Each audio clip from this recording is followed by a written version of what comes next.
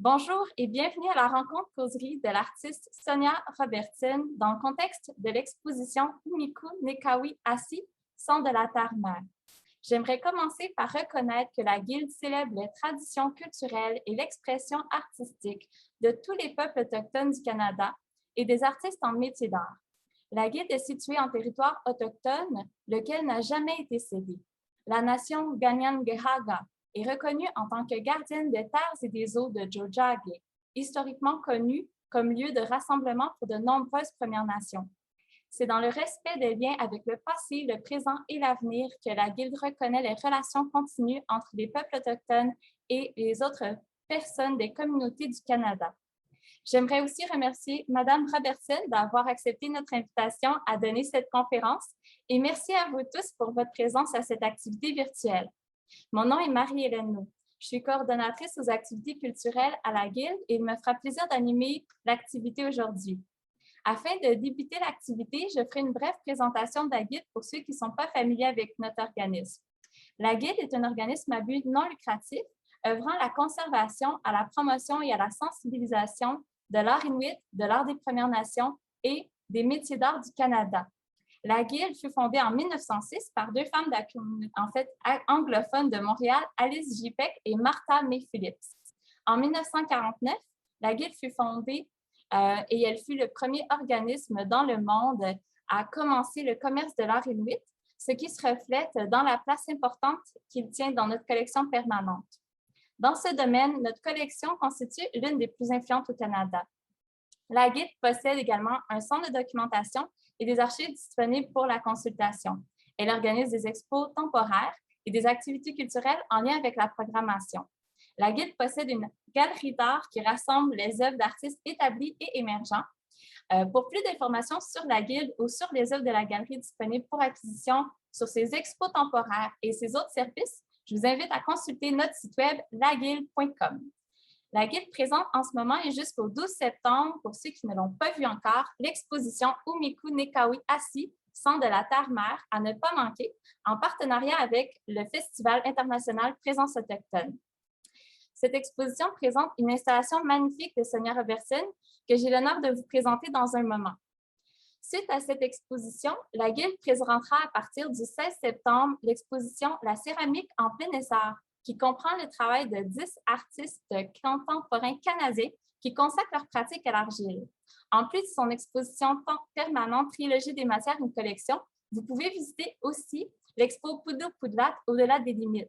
La Guilde participera aussi aux Journées de la culture, dont le thème cette année est le voyage dans le temps. Dans le contexte, Laurent Craste donnera la rencontre causerie une pratique sculpturale empreinte d'histoire le vendredi 24 septembre à 18h. Vous pouvez vous informer de nos prochaines activités sur la page Facebook de la Guilde ou sur notre site web. Dans la rencontre d'aujourd'hui, Sonia Robertson partagera sa démarche créatrice et son parcours. Elle a un riche parcours sillonné de formations variées et une démarche nourrie par la recherche de l'unité, la gratitude, l'imaginaire, la relation au monde des esprits, les savoirs traditionnels et l'histoire du point de vue des Premières Nations. Elle présentera ses œuvres installatives et performatives, plus spécifiquement celles exposées à la Guilde.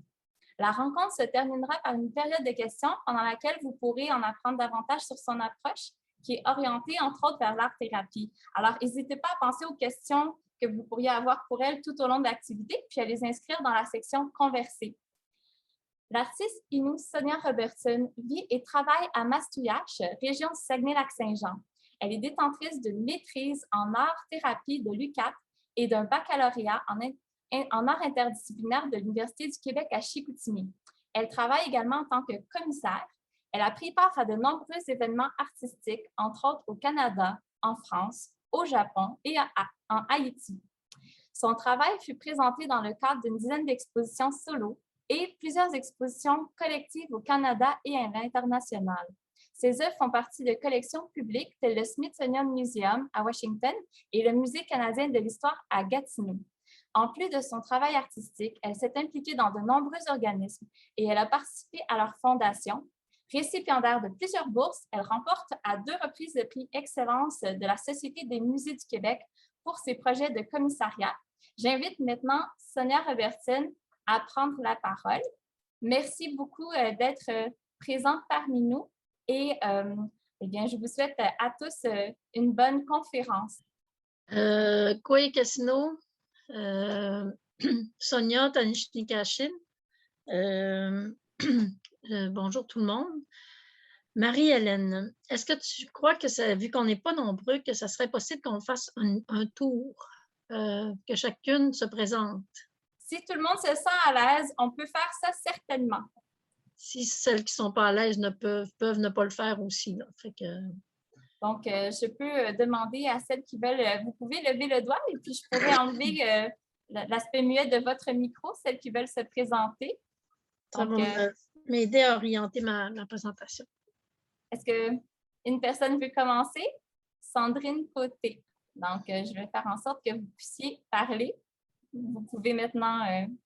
Est-ce que vous m'entendez bien? Oui, très bien. Oui, bonjour. Je m'appelle Sandrine, j'habite à Montréal et en fait, je m'occupe du programme éducatif public dans une galerie d'art, donc dans un centre d'artistes qui s'appelle Optica Centre d'art contemporain. Voilà. J'ai vu l'événement par le centre Daphné. Donc, voilà. C'est bien. Contente d'avoir vu que ça s'est rendu, que ça s'est bien rendu. Vous pouvez parler aussi de votre intérêt là, face à cette conférence-là. Là. En fait, pour être honnête, je n'ai pas vu l'exposition, puis je ne connaissais pas votre travail avant. Okay. Mais j'étais très curieuse en lisant le paragraphe là, sur les réseaux sociaux. J'étais très curieuse d'en apprendre davantage. Donc, c'est pour ça que je suis ici. Okay. Est-ce qu'une autre personne veut se lancer puis dire un peu son parcours? Mylène Boisvert, très bien. Je vais faire en sorte que vous puissiez nous dire un petit mot. Allô, voilà.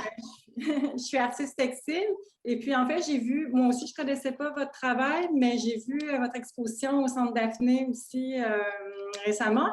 Je n'ai pas eu la chance d'aller à la Guilde encore, mais j'ai vu aujourd'hui, justement, dans les courriels, que vous donniez une conférence. Donc, c'est ça, en fait, j'étais vraiment intéressée à connaître votre démarche. Puis, je vais m'organiser pour aller voir l'exposition aussi.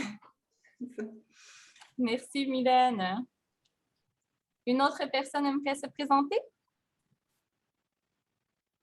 Oui, Claudia, voilà. Je vais mettre votre micro. Vous pourrez le désactiver. Bonjour. Voilà. Mon nom, c'est Claudia. En fait, je suis l'adjointe à Sandrine. On travaille en éducation à la galerie Optica, mais le centre d'artistes Optica. Puis oui, je suis ici un peu pour les mêmes raisons, comme l'événement a vraiment attiré notre attention. Puis on a hâte à la présentation. C'est bien. Est-ce que vous aimeriez... Oui, Madame Boisvert. Ça sera très bien là. Je vais vous activer. Et voilà. Vous pourrez... Oui, bonjour. Vous m'entendez? Oui. Très bien. Oui, très contente de vous entendre, Sonia Robertson. Je vous connais depuis plusieurs années, je vous suis depuis plusieurs années. Je vous trouve tellement inspirante. Je suis artiste accompagnatrice chargée de cours au programme d'études de la pratique artistique à l'Université du Québec à Rimouski, mais je vis à Montréal. Une grande amie de Pénélope Gay, des femmes de Messina qui... Sonia, vos travaux m'ont toujours inspiré et inspiré les femmes avec qui j'ai travaillé en art communautaire. Alors autant pour l'aspect transformateur et la façon que vous avez de parler de votre pratique. Je suis une amie aussi et ancienne collègue de Diane Laurier, que vous connaissez bien aussi. Très heureuse d'être là et merci à vous. Merci. Alors, bonjour tout le monde. Bonjour Sonia, je m'appelle Lise Marcil. Que dire?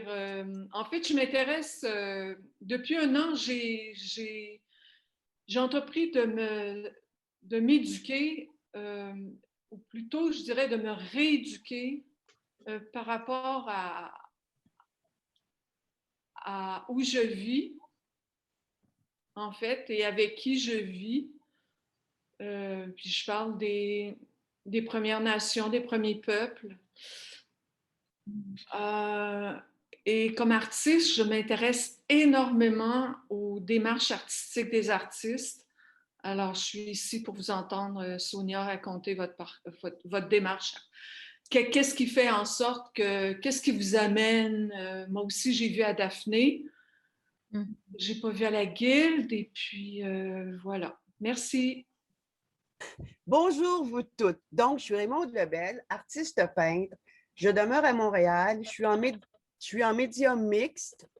J'ai quand même 66 ans, donc ça fait une grosse quarantaine d'années que je suis dans le domaine. Je suis intéressée à cette conférence parce que, Madame Robertson, Sonia, je vous ai connue, vous étiez peut-être adolescente et je ne savais pas comment loin vous iriez en art visuel et je suis ravie de vous redécouvrir. J'étais à Pointe-Bleue, Mastérache, au camping et chez les Thibault, Monique Thibault et tout ça. Okay. Alors, puis j'ai su que vous aviez étudié au Cégep du Vieux-Montréal avec une fille à moi. Bref, tout ça pour vous dire que je suis dans les arts, je fais partie de la guilde, je suis les choses et d'avoir ce Zoom ce soir, c'est un beau cadeau. Bon, c'est ça. Voilà, je vous laisse parler maintenant. Merci. Merci, ça va la peine d'attendre. On y est? C'est bon? C'est bon. Alors, c'est ça. Moi, mon premier moyen d'expression artistique, c'était la musique quand j'étais jeune. Et comme là, je n'ai pas amené de musique, je vais commencer par d'autres choses. Mais effectivement, comme disait Mme Lebel, j'ai étudié au Cégep du Vieux-Montréal en photographie. Et ça a été pour moi mon premier moyen d'expression. La photographie, chez les Premières Nations, on l'interdit lors des cérémonies spirituelles parce qu'on dit que la photographie vole l'âme. Donc, quand j'ai commencé à faire de la photographie au Cégep du Vieux-Montréal, à un moment donné, on avait un cours d'expression visuelle. Et à l'intérieur du cours d'expression visuelle, je me suis mis à expérimenter, là, on est dans les années 80, le flou. Je prenais la caméra, je la mettais au niveau du cœur, au niveau de l'âme, puis je prenais des images avec un long temps d'exposition, puis ça donnait... je trouvais ça intéressant parce que plutôt que de donner une image, de montrer quelque chose comme la réalité nous le démontrait, ça faisait voir d'une façon différente. Puis j'étais comme une voleuse d'âme qui amenait à voir le monde différemment. C'est comme ça que j'ai décollé avec la photographie. Par la suite, j'ai eu un parcours étrange. Je me suis retrouvée en cinéma à l'Université de Montréal, puis en études cinématographiques, différents trucs, pour me retrouver finalement au bac interdisciplinaire en art. J'ai fait un grand détour parce qu'on dirait que j'essayais de me sauver de l'art quand j'étais plus jeune, mais je me suis retrouvée tout de même à être artiste. Puis, dans un cours, encore une fois, c'est une commande. Je pense que j'ai besoin des commandes pour fonctionner. C'est curieux, là, mais je viens d'allumer là-dessus. J'ai eu une commande dans un cours. Il fallait faire un exercice 2D, 3D.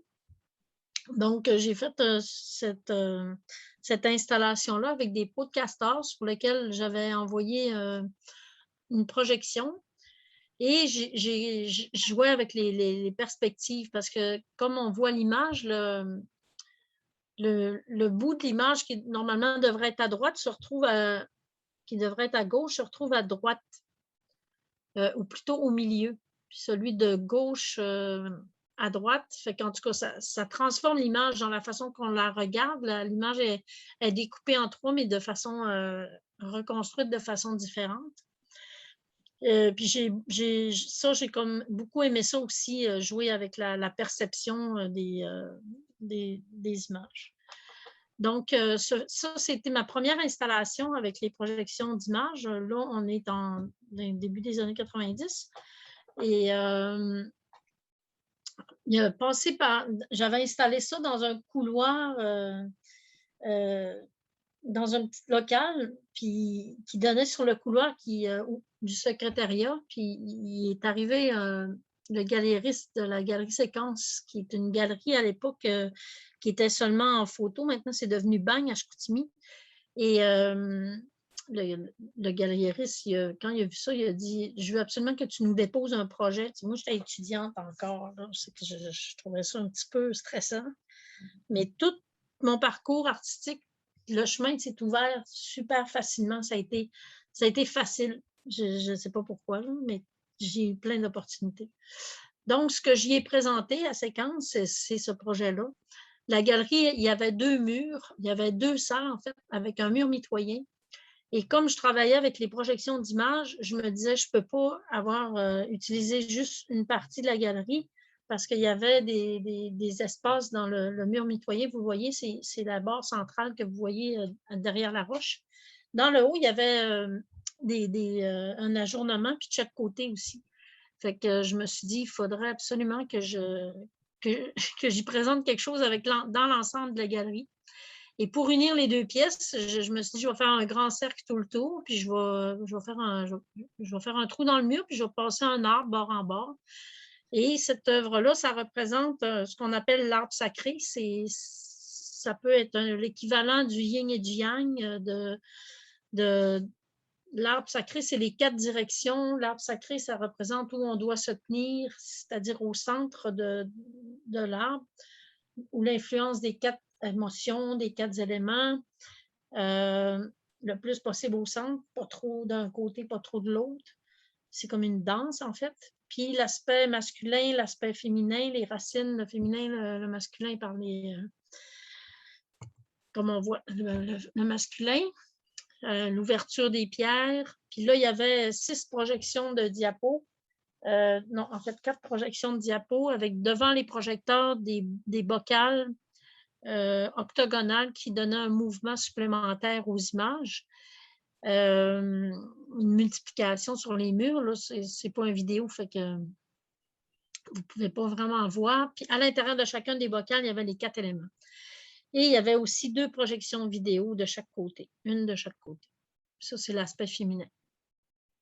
Ça, c'est une installation que j'ai faite aussi au 3e impérial où j'avais été invitée à remplacer quelqu'un à brûle-pourpoint. Puis j'étais bien contente, en fait. Donc, j'avais travaillé l'usine Impérial Tobacco parce que pour parler de mon approche, moi, je travaille avec la façon in situ, c'est-à-dire que je vais travailler en fonction du lieu, des éléments qui l'habitent, des gens qui l'occupent ou du lieu physique comme le truc précédent que vous avez vu tantôt. Ou bien, comme dans ce cas-là, c'est une ancienne usine de tabac. Fait que je me suis dit, le lien avec les Premières Nations, parce que je cherche aussi depuis longtemps, en général, dans mes œuvres, à montrer la place que les Autochtones avaient ou ont encore ou ont pris pour rappeler au monde que les Premières Nations existent, qui ont existé, qui ont occupé le territoire, puis existent encore.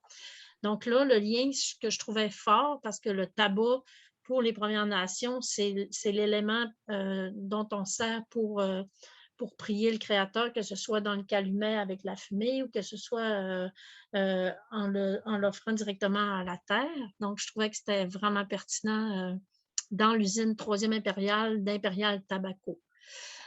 Donc, voilà, fait que la spirale décolle avec... l'œuvre décolle avec une spirale inspirée de la pilot, une perdrix, excusez, puis d'un bison, une mâchoire de bison, parce que le bison, c'est ce qu'on met, c'est la représentation de la pipe sacrée, là, ce que je disais du calumet tantôt. Donc, ces 2 éléments-là décollent, puis là, on a des feuilles de tabac qui font une spirale. On rentrait par l'ouverture blanche que vous voyez complètement. C'est vrai, je peux pointer, hein, tu m'avais dit ici. Donc, c'est ça, la spirale partait d'ici. Puis là, quand on rentrait dans l'espace, on était comme forcé de contourner pour nous amener au centre où là, il y avait de la fumée. Puis, la spirale allait se terminer... une deuxième image. Ouais, ça, c'était quand on rentrait. La spirale allait... Il y avait des projections, encore une fois. La spirale allait se terminer dans une 2e salle. Là, l'image est à l'envers. Je m'excuse, j'aurais dû virer de bord. Où il y avait un paquet de petits plants de tabac. Encore une fois, une spirale de tabac. Donc, voilà. Puis j'avais installé une lumière, ils ont grandi. Pouf. Puis ensuite, là, vous voyez sur le carton d'invitation le plan de la galerie. Ici, ça, c'est la galerie. La deuxième salle, ça vient finir ici avec les petits plans de tabac. Puis juxtaposé avec Rockstone Pond, qui est où je dormais. Et la galerie était ici, sur ce point-là, mais vous voyez la représentation de la galerie et de la ville de Granby. Et là, j'ai distribué des plans de tabac, ces petits plans-là ici, dans la ville de Granby et les environs. Et j'en ai aussi donné, j'ai assisté à une réunion des anciens d'Imperial Tobacco, puis je leur en ai remis aussi lors de cette rencontre-là. Ici, je vous présente des vieilles œuvres, mais c'est des installations solo qui méritent d'être vues de mon point de vue. Ici, c'est un capteur de rêve géant en 3 dimensions. C'est-à-dire que le capteur géant, mettons, il va partir du centre ici. Là, c'est des diapos transformés. Hein, fait que la qualité de l'image n'est peut-être pas l'idéal, mais en tout cas, fait que ça part du centre, ça monte sur un mur comme ça. Là, ensuite, ça part par là. Ça va remonter au plafond, ça s'en va dans le plafond comme ça repart dans l'autre sens. Fait que c'est pas un capteur de rêve en aplat, mais c'est en 3 dimensions. Fait qu'il est comme, vous sentez toutes les cordes, là, puis ça, c'est en babiche. C'est un projet un peu malade, en fait. En tout cas, j'en ai fait souvent comme ça. Puis, vous avez des perles de verre ici, puis dans lequel il y a 4 images qui ont été prises dans chacune des directions, qui sont divisées en 7, puis les images sont transférées à la colle chaude dans les perles de verre avec une petite lumière à l'intérieur pour donner l'effet que vous voyez. On voit mieux ici la babiche, là, c'est la babiche, puis le mouvement. Vous voyez comment est-ce que le mouvement part comme ça. Puis là, ici, il se met à redescendre comme ça pour repartir par en bas, comme ça ici derrière. Bon, puis ça, c'est une perle de verre qui projette son image sur le mur. Donc, cette œuvre-là, ça s'appelait « Garder les beaux ». Il y avait une bande sonore aussi. C'est garder les beaux, c'est parce que le capteur de rêve, on sait que sa fonction, c'est de garder les beaux rêves puis de faire fondre les mauvais. Fait que il y avait la fonction de purifier les mauvais rêves des gens qui y entraient. Déjà, j'avais des petites fonctions hors thérapeutiques à mes œuvres. Puis, parce que vous savez que maintenant, je suis hors-thérapeute, peut-être que vous savez ou vous ne savez pas, mais je suis diplômée en hors-thérapie depuis 2017. Donc, il y avait une bande sonore. Puis dans la bande sonore, quand j'ai fait cette installation-là, j'étais enceinte de mon plus vieux. J'avais été chez le médecin, puis il m'avait fait une échographie. J'avais enregistré le son de nos 2 cœurs qui battaient. Donc, on entendait ça, nos 2 cœurs qui battent vraiment pas au même rythme à l'intérieur de la bande sonore. Et ça donnait vraiment un effet d'être justement à l'intérieur d'une caverne, d'un ventre, d'une mer. C'était très enveloppant comme installation. Ici, Marie-Hélène voulait que je vous parle de... Elle voulait que je vous parle si tu as des questions, Marie-Hélène, ou si je perds le fil, tu peux m'aider. Hein. Elle voulait que je vous parle un petit peu aussi que je faisais de la performance. Et ici, j'ai eu la chance d'être invitée au Japon. Puis moi, je cohabitais, je restais chez une danseuse de buto. Puis je suis arrivée là avec un désir de faire quelque chose en lien avec, inspiré, mettons, de la danse buto. Fait qu'ici, vous voyez une performance une performance inspirée du buto, c'est que j'étais une graine, je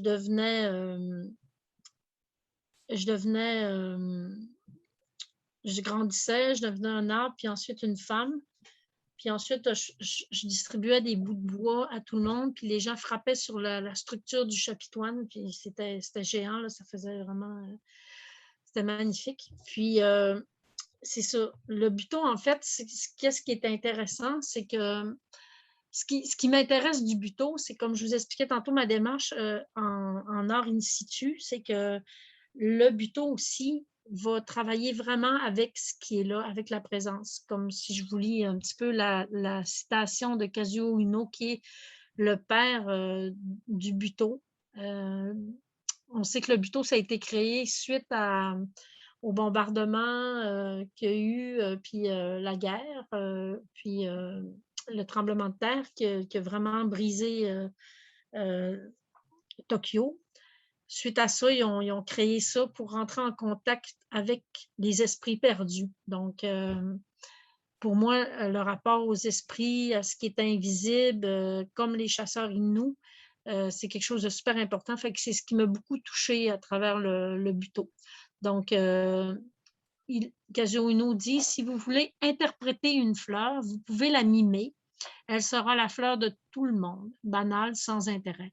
Par contre, si vous vous placez la beauté de cette fleur et les émotions qu'elle évoque dans votre corps mort, parce qu'il faut vraiment être mort pour la fleur que vous créerez sera vraie et unique et le public sera ému.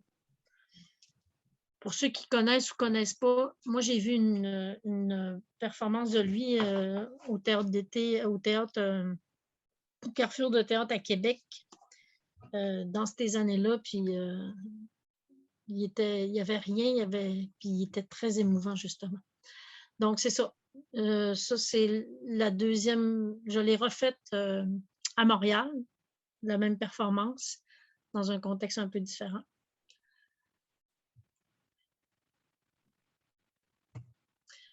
Ici, c'est une œuvre un peu participative, on va dire. C'est peut-être à mes débuts que je faisais participer les gens sans trop le vouloir. Mais l'objectif de cette installation-là, c'est qu'on avait un espace à l'intérieur de la galerie et un espace à l'extérieur qu'on devait faire deux œuvres, ou en tout cas une œuvre qui communiquait. Et moi, j'ai décidé de faire une seule œuvre qui partait d'une blessure de l'arbre, qui descendait le long de l'arbre, puis qui pénétrait à l'intérieur de la fenêtre. Pour ressortir, là, c'est ça, il y avait des faux, des murs, des smèches devant les fenêtres. Donc, moi, je voulais qu'on voit à l'extérieur, mais encore une fois, à ma façon à moi, pas qu'on regarde simplement par une fenêtre. Donc, il y a le moulage ici, vous avez le moulage de l'arbre. C'est un moulage de l'arbre en papier de riz.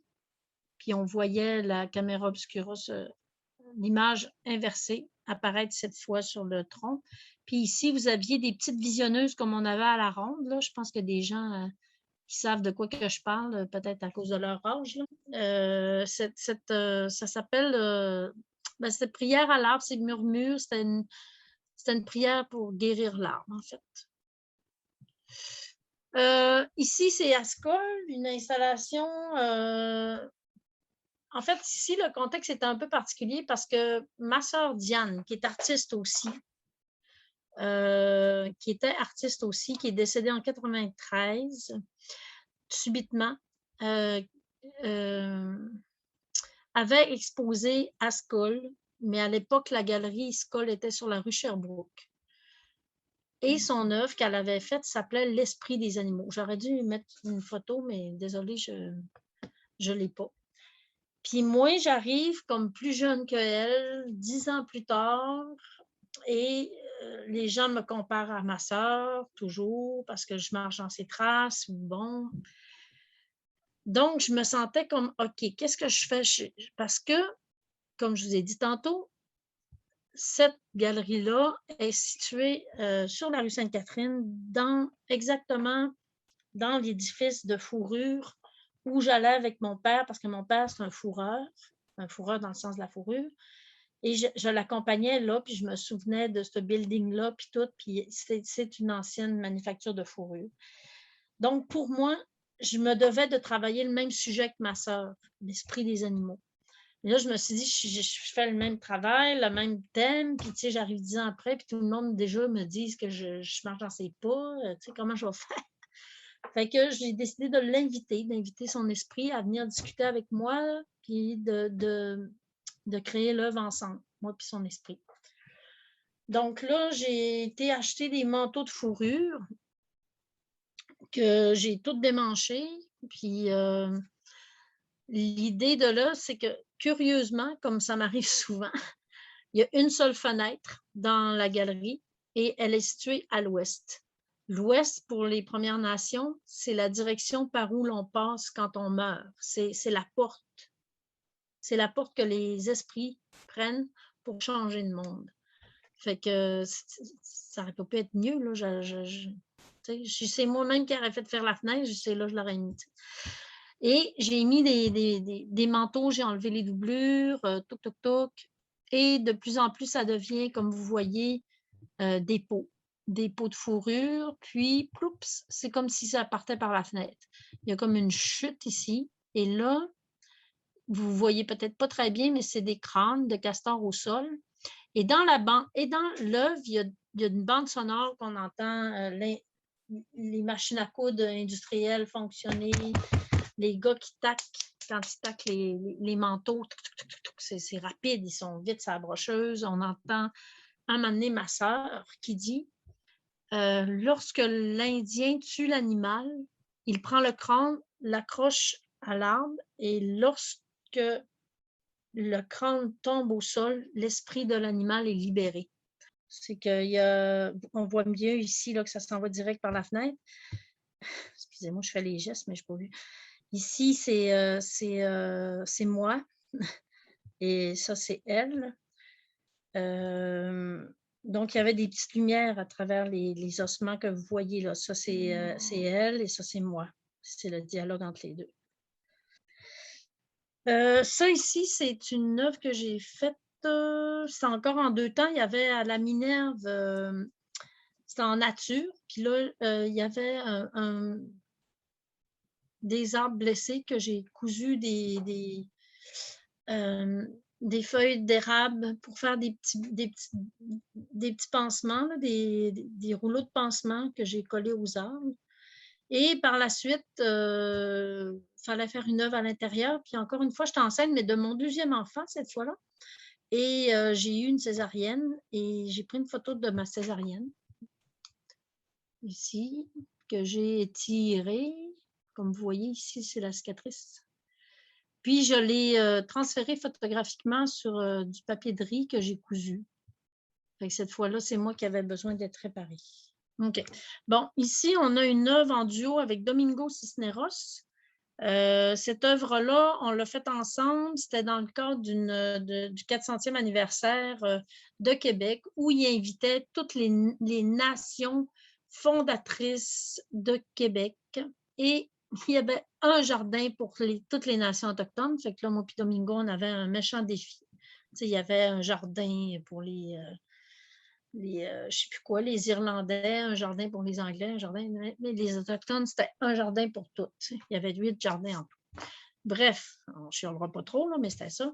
Puis, moi et Domingo, on a décidé de faire ressentir aux gens qu'est-ce que c'est quand les réserves, comment c'était, qu'est-ce que ça faisait vivre. Fait qu'on a clôturé tout l'espace avec des grandes clôtures, comme vous voyez ici. Fait qu'on arrivait, on était face à la clôture et on contournait le lieu. Et là, on avait un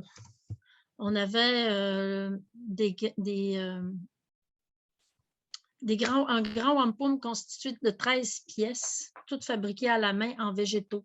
C'est vraiment magnifique.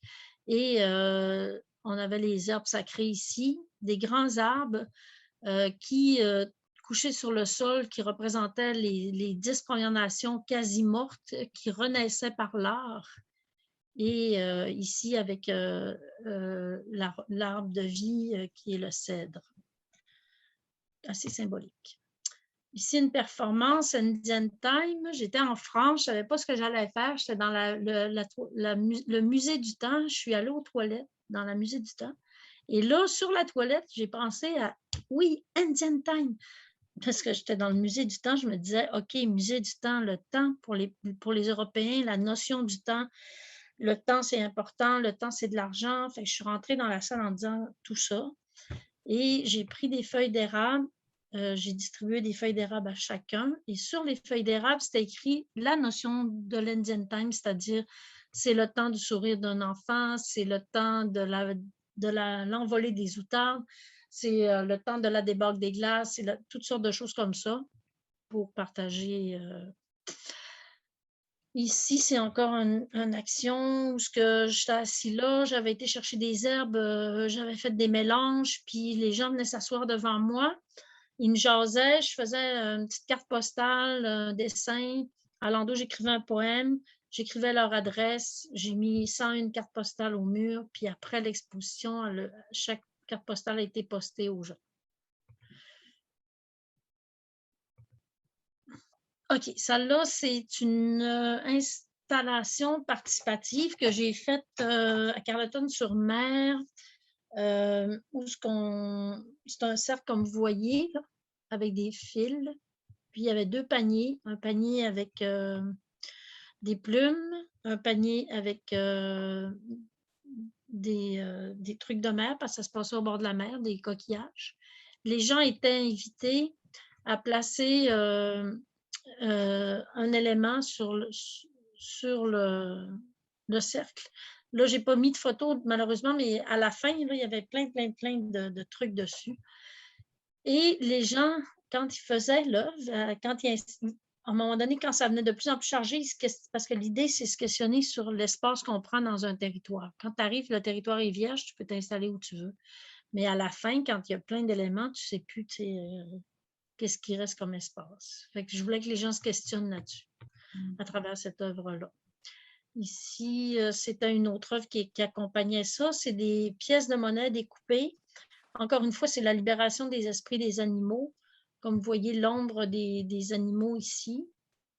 Mon ombre à moi ici, puis l'ombre du propriétaire du territoire tout rasé ici, là, par la coupe à blanc. C'est un peu ça, rapidement expliqué.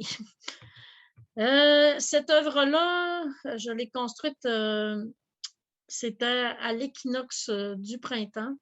Et au moment du vernissage, c'est une œuvre qui représente encore une fois le féminin et le masculin sacré. Et au moment du vernissage, le soleil se couchait d'un côté, la lune se levait de l'autre côté, vraiment en parallèle, comme ça, parce que c'était le 21 mars. Et c'était puissant juste à cause de ça. Ici, c'est l'œuvre qui est présentée justement au centre d'exposition de la Guilde, que j'ai déjà présenté à Val-d'Or précédemment. La première fois que j'ai fait cette œuvre-là, en fait, comment je l'ai conçue, c'est que je suis, moi, comme je vous ai dit tantôt, je parle aux éléments, je demande aux éléments qu'est-ce que je dois faire. Cette fois-là, je suis allée offrir du tabac à la rivière et j'ai demandé aux éléments qu'est-ce que vous avez besoin de dire à travers moi. Puis la rivière m'a répondu, il faut vraiment qu'ils sensibilisent les gens à la fragilité de l'eau. Fait que là, je me suis dit, d'accord, je vais travailler avec ça. Et quand je suis arrivée à Val-d'Or, je n'avais aucune idée de ce que j'allais faire. Je suis arrivée là le dimanche, je suis allée visiter la galerie. Quand j'ai vu la galerie, j'ai dit, il faut qu'il y ait un mouvement. C'est la seule chose que je savais. Le lendemain matin, j'ai offert le tabac à la rivière. Et le mardi matin, il y avait des femmes dans la galerie qui brodaient des mots prières pour l'eau. Et le vernissage était le vendredi soir. L'expo était finie. Tout s'est fait tout seul en 5 jours. Ça a donné ça comme œuvre. C'est ça qui est installé présentement à la Guilde. Je l'ai représenté par la suite au musée de Joliette, où là, c'est des femmes en lien avec le centre d'amitié de Joliette qui ont fait aussi des mots brodés.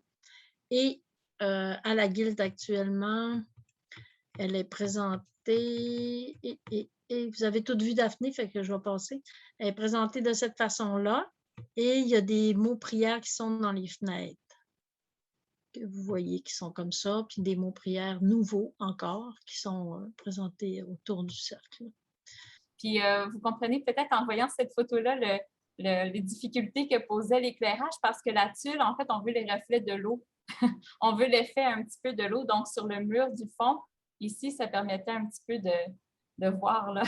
Mais c'était pas facile. C'était pas facile, Mme Robertson, de faire en sorte que ça donne l'éclairage. Moi, je ne pensais pas que ça allait être possible, là, parce que si vous voyez la différence ici, on maîtrisait à 100% l'éclairage, tandis qu'à la Guilde, il y avait des fenêtres, il y avait toutes sortes de choses. Donc, c'est ça. Fait que voilà. Fait que moi, je prendrais des questions. Est-ce qu'une première personne aimerait s'exprimer sur la présentation qu'ils ont vue? Ou poser des questions. Poser des questions? Oui, OK, Madame Lebel. C'est magnifique, tout simplement. Je viens de passer une heure ressourçante, bienfaisante. Je ne suis pas amérindienne, mais je sens les vibrations, l'esprit, le plaisir de l'eau et de la forêt. Ayant passé plusieurs étés à Mastéhuva, je suis allée ramasser des racines avec les siméons. J'ai fait plein de choses du bois et je me sens proche de vous. Je suis heureuse de voir que la photographie, vous avez respecté le fait, vous avez respecté l'âme des objets et des choses que vous vouliez prendre en photo. Au lieu des volets. Voilà, voilà. Je sens que tout est réalisé sur une base spirituelle et ça me touche beaucoup. Je m'aperçois que, oui, je me rappelle que j'ai vu des installations à Joliette, que j'ai vu des installations à quelques endroits. Celle de Granby avec le tabac, est-ce que vous l'avez présentée? C'est drôle de vous voir. Est-ce que vous l'avez présentée ailleurs? Vous pouvez me tutoyer si vous voulez. Ben oui. Granby, c'était quoi Granby? Non. Mais le tabac, non, j'ai l'impression de l'avoir vu. OK. Ensuite. Peut-être en photo, parce que je ne l'ai pas présenté ailleurs. Et que le capteur de rêve est magnifique. Lui a été présenté à Chicoutimi en deuxième lieu. Ouais. OK. Mais c'est rare que je présente 2 fois une œuvre, là, sérieusement. Okay. Mon autre question est, est-ce que vous demeurez encore à Pointe-Bleue? Oui, je suis là. C'est extraordinaire. OK. Ah, Claudia Goulet, très bien. Vous pourrez... Oui, bien, merci beaucoup pour la présentation. J'ai trouvé ça vraiment intéressant, surtout le projet avec votre sœur. J'ai trouvé ça vraiment touchant en même temps. Puis, super beau, comme visuellement et aussi comme le message qui vient avec. Puis, un peu comme Marie-Hélène disait, c'est bien ça, Marie-Hélène? Oui, Marie-Hélène disait, vos œuvres, on dirait qu'ils sont super spécifiques au lieu où vous les présentez. Vous considérez vraiment l'espace. Puis je me demandais, vous en avez un peu parlé à la fin de votre présentation, mais je me demandais si parfois c'était un défi d'avoir une idée après d'avoir vu le lieu ou de présenter un certain projet dans un lieu spécifique. Est-ce qu'il y a des moments où ça a été difficile de présenter votre projet dans un lieu ou d'en créer un après avoir vu le lieu? Bien, c'est drôle, là, mais en général, je trouve ça plus facile de créer une œuvre nouvelle dans un lieu vierge que d'installer une œuvre qui existe déjà dans un nouveau lieu. Comme quand j'ai présenté La Rivière qui est à la Guilde, quand je l'ai présentée à Joliette, ça m'a pris autant de temps de la monter là que de la créer, tu sais. C'est ça. Oui, c'est un défi, mais étant donné que je me tasse du chemin, comme on dit, puis que j'écoute le processus, puis que je me mets vraiment en état d'écoute de tous les éléments, les choses se fassent puis se placent d'elles-mêmes. On dirait que c'est pas moi qui contrôle. Tu sais, c'est comme... Il faut juste que je sois à l'écoute. Moi, mon objectif le plus ultime, c'est d'être le moins possible dans le chemin. Comme quand je pratique en art-thérapie, il faut que je sois à l'écoute de la personne parce que si mon ego est là puis que tu sais, je ne verrai pas, je vais faire de l'ombre. Tu sais. Mais là, c'est la même chose. C'est la façon de créer. C'est comme le chasseur. Le chasseur Inou qui est en communication avec le monde des esprits, il est à l'écoute parce que s'il n'est pas à l'écoute des esprits, s'il n'est pas dans la gratitude, il va manquer, il ne saura pas son haut les animaux, personne ne va y dire. Donc, c'est la même chose. Je suis à l'écoute. Comme là, la rivière qui me dit, ce matin-là, j'ai arrêté dans l'une quand j'aurais fait mon offrande, je n'aurais pas capté ce que la rivière m'a fait ressentir. Si par la suite, quand je suis allée au Dolorama, je n'aurais pas été à l'écoute, je n'aurais pas vu mon filet chez Dolorama que j'ai acheté pour finir la rivière. Il ne fallait pas que je le dise que ça venait de chez Dolorama. Mais c'est ça. Donc, c'est ça. C'est ça. C'est juste de se tasser du chemin et d'être vraiment le plus possible à l'écoute. Puis ça m'arrive d'être fatiguée puis de ne pas être à l'écoute. Puis là, c'est plus dur. C'est là que c'est dur. Ah, c'est beau de voir que comme l'inspiration vient aussi de l'endroit où que vous allez exposer. Ouais. Mais la première expo que je vous ai parlé, ça a été assez compliqué aussi à trouver. Mais c'était ma première expo. Mais c'était justement le défi, c'était d'utiliser l'espace au complet. Puis pour moi, c'était un défi, mais en même temps, c'était intéressant de le relever. Voilà. Est-ce qu'une autre d'entre vous aimerait poser... Ça répondait-tu à ta question, Oui. Claudia? Parce que je ne suis pas sûre de... Oui. Okay. C'est bon. OK. Est-ce que vous auriez des questions, une autre personne? Mylène, Suzanne? Oui, Mylène? Bon, ben, parfait. Ça va aller. Vous pouvez aller de l'avant. Allô, ben merci pour la conférence. C'est vraiment, je suis vraiment contente de connaître mieux votre travail. Puis moi aussi, je trouvais que c'était très touchant l'installation que vous avez faite à Ascol en hommage à votre sœur, avec la conversation que vous avez eue avec votre sœur. Puis j'aimerais en connaître juste un petit peu plus peut-être sur votre installation à Daphné aussi, parce que c'est la première œuvre que j'ai vue en personne de vous. Puis c'est un lieu, c'est un nouveau lieu pour nous à Montréal aussi, ce centre d'artistes-là. Puis peut-être, j'aurais aimé savoir qu'est-ce que c'était votre expérience de travailler dans un petit espace aussi. Puis comment c'était un peu votre expérience là-bas. OK. Est-ce que tu permets, Marie-Hélène, que je repartage l'écran juste pour montrer ces images-là, pour en parler? Oui, certainement. Ça ne sera pas très long, puis je pense que ça va valoir la peine. Oui, parce qu'on l'a escamoté, on a passé par-dessus, mais en fait, c'est vraiment intéressant. Oui, mais c'est ça. Oui, mais je ne voulais pas dépasser trop le temps, mais là, vu qu'on le demande. Donc, voilà, ici, la première image de Daphné qu'on voit, c'est une feuille de tremble prise en macro photo et agrandie très grande. Il y a deux feuilles de tremble agrandies. Celles qui l'ont vu doivent se souvenir. En fait, ça, c'est une vision que j'ai eue. Je suis allée à Daphné un mois avant les dates de mon exposition. Et j'ai dormi. J'ai demandé à dormir dans le lieu. J'ai dormi dans le lieu. Puis le matin, quand je me suis réveillée, c'est l'image que j'ai eue. Avec le commissaire, on avait défini que que mon sujet, ça allait être entre les deux mondes. C'est le monde des vivants et le monde des esprits. Comment la connexion se fait entre les deux mondes. C'est un petit peu le sujet qu'on avait décidé.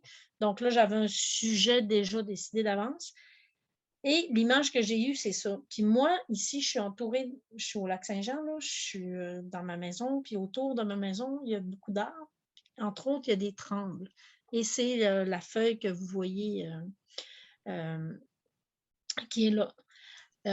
Pour moi, le tremble, c'est un arbre qu'on utilise dans la danse du soleil, qui est une cérémonie spirituelle vraiment puissante, qui est pratiquée plus au niveau de l'Ouest canadien et de l'Ouest américain. Ben, pas de l'Ouest, mais le milieu, mettons. Et c'est une cérémonie où l'on danse avec des pauses, bien sûr, pendant 4 jours. Et on danse face au soleil. Et avec cet arbre-là au milieu.